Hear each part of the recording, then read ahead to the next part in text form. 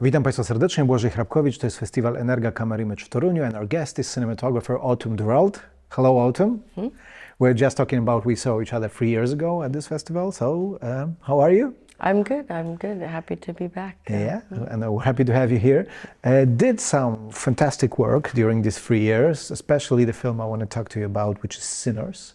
Not your first collaboration with Ryan Coogler, and you did with two Black Panther.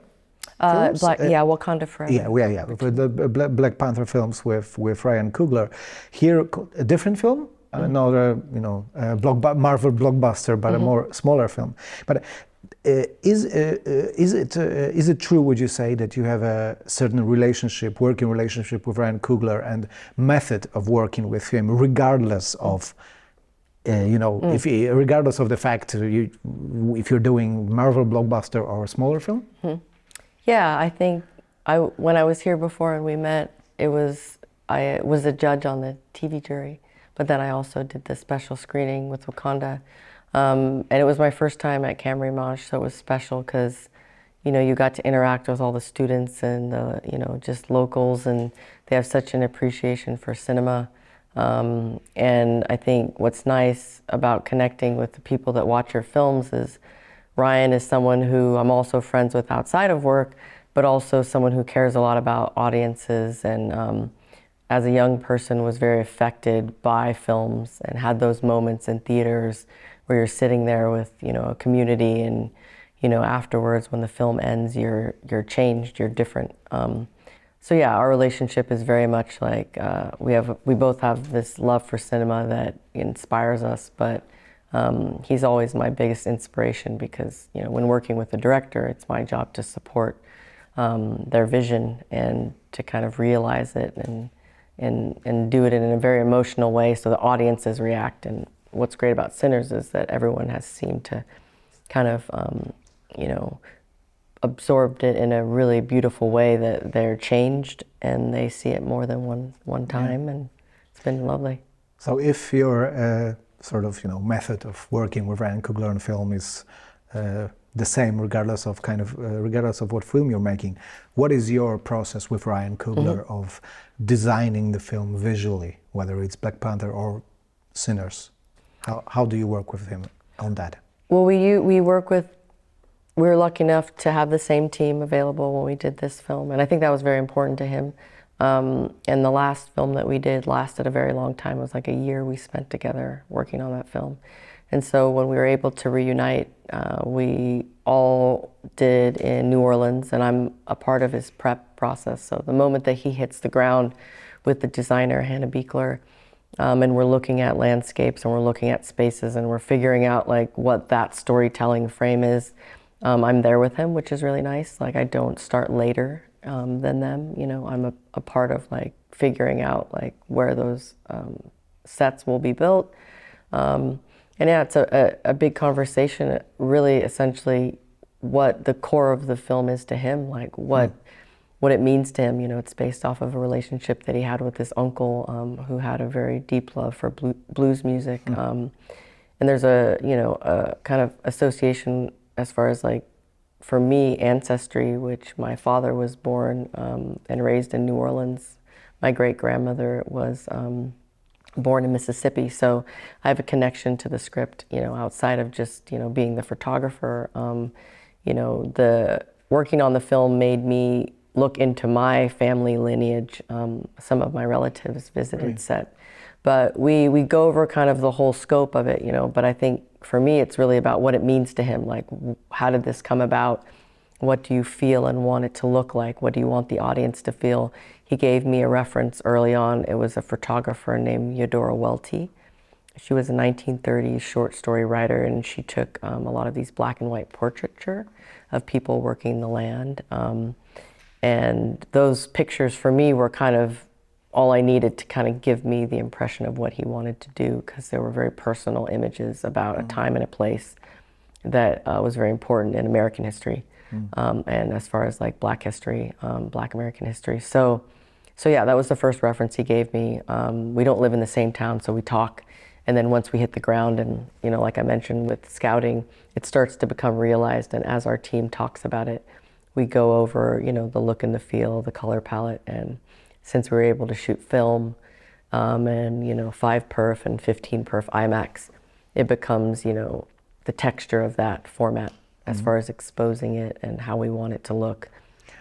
So when you know the scope of the film and what it means to Ryan Coogler and what he feels about it, so you then try to, I imagine, find a visual equivalent for a certain emotions, certain feelings, certain ideas to actually how to you know, convey them visually. Yeah. Exactly. No, exactly. Yeah.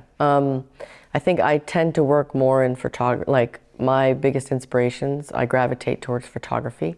So a lot of the time, if I'm starting a film and the director, he or she gives me a reference, and it's like a still image or a, you know, a set of photographs, I enjoy that. Like a moments in time. You know, it doesn't always have to be a movie reference.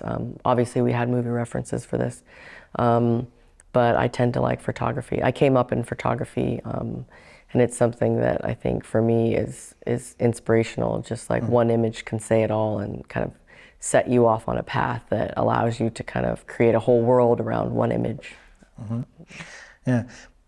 How much did music, which is really important in that film, basically one of the characters in the film, in my opinion, it's music. How much did music influence what you did visually in terms of camera movement, in terms of, you know, finding the rhythm of the film? Visually, but in you know, in synchronicity with synchronized with music. I think there's one sequence that a lot of people have talked about. You know, it takes a break, a departure from, you know, reality, and is kind of a surreal sequence. It's a oneer that we did.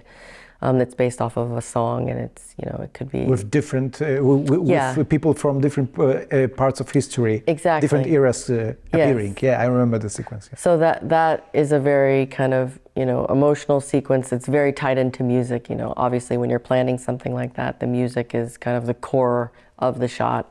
So you plan everything around that, right? You know, as far as, you know, having the camera move in sync with the music. So scenes like that in the film where I knew what the track was or knew what the music would be, you know, was very tied into our prep and the collaboration. I think outside of that, it's really just having, you know, that core of like how much blues music has meant to African American culture and music as a whole, that was important, you know, not something that, you know, kind of always is driving my visual choices, but something that's always in the back of my mind is trying to pay service to that history and elevate it with the format, you know. And I think being able to choose the 276 Ultra Panavision IMAX, it puts that blues music on a pedestal because you have never seen, you know, Buddy Guy shot in IMAX or, you know, these legends of blues music, people that look like that on the, you know, 100-foot screen and 70-millimeter projection. So it was nice that Ryan, you know, decided to like choose these formats in order to elevate these characters in the film. Also the fact that blues music is pulsating with meanings and with history. And I also think that Sinners is a film that when I was watching it, I thought about this word pulsating. It's a pulsating with nice rhythm, meanings, emotions, and also like the blues music is pulsating with meanings like pain, emotions like pain, violence, oppression, but also strength. Yes. Also some kind of emancipation. So I guess that for you that also was important to actually to capture all that. Yeah, I think because of my ancestry and my father being born in New Orleans, and knowing a little bit about my history, but then also having to kind of think about where I come from, but then also, you know, what's on the page, what Ryan's written. It was really lovely because you want to pay justice to all of those things that you mentioned, you know, the oppression, the struggle, how they felt on that land, but also the beauty of their life. You know, it was a beautiful life, like to be alive at the time and to create this music and to have a community. And I think a lot of the movie is about family and community as well. Sure. And so it's nice that the people that were making it have that combined history. And but I love that word, pulsating. That's a nice word. I haven't used that yet. I'm also a big horror movie fan. And I really enjoyed the fact that this film is, in a way, a horror film. I mean, it's in a tradition of sort of vampire films, but of course, what Ryan Coogler did was he did something original with it. But I love the idea of horror movie because for me, horror is a great genre to actually tackle demons, and many hard, cruel parts of history and life. So I want to ask you, how did you approach, alongside the director Ryan Coogler, this genre element to the story and the horror element of the story? Yeah, he's very good at knowing what he wants out of the camera. And because he's making these big ensemble pieces, like what we've done in the past with Wakanda, but then also this, every character has a very heightened reality and importance in the film, and there's multiple characters that do that. And how we move the camera, or his support in me making more aggressive choices with lighting. All of this stuff is building tension for that genre. Yeah. And I think he's very appreciative of that type of tension building. One of his favorite films is The Thing. Masterpiece. Yes, exactly. So, brilliant. He would be someone that kind of introduced me to the elegance of that film, and that being something that was important, that he brought to the table that I had to reference. And so I think character development and that tension, mood, tone, atmosphere, like that film does it so well. And so that was something that he really wanted to do for this film.